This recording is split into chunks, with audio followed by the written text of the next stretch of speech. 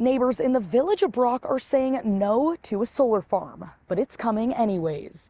This is a story I've been following since August. The company National Grid Renewables told me when I visited the village last month that they want to be good neighbors, but residents still aren't convinced. So I'm bringing their questions to an expert in solar energy. The village of Brock is about an hour south of the metro, where around 120 people call it home. In August, neighbors learned of a large 1,000-plus acre solar farm coming to their community, and it's something they didn't ask for. They can start on fire, and it's an electrical fire. What is that going to be putting off into the environment?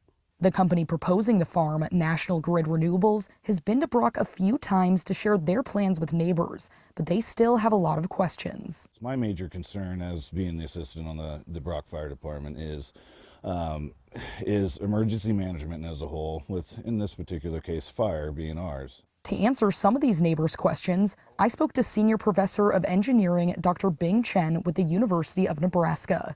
He's been studying renewable energy since the 1970s and is currently working with students on a solar energy project of their own. When I told him about the proposal for the village of Brock, he had a lot of questions of his own. If there is a hailstorm, which is not that unusual here in Nebraska, or a tornado or a high wind, then how quick is NGR going to respond to this? Dr. Chen says that when solar arrays are broken down from weather events, toxic materials like cadmium, arsenic, and strontium can be exposed, depending on how panels are built. Some of these additives may not be particularly good for health, either of individuals or the environment. As an environmental advocate, he thinks solar farms like this should be dual purpose, meaning arrays are higher than ground level so that wildlife can thrive and crops can be grown underneath. The problems with monobiotic farms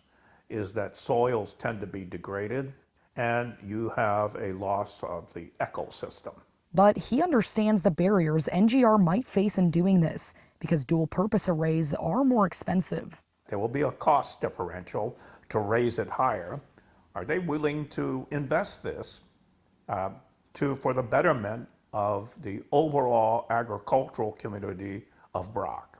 Dr. Chen believes solar energy is important to protect the future of our environment, but he also thinks there are better ways to make sure communities can continue to thrive.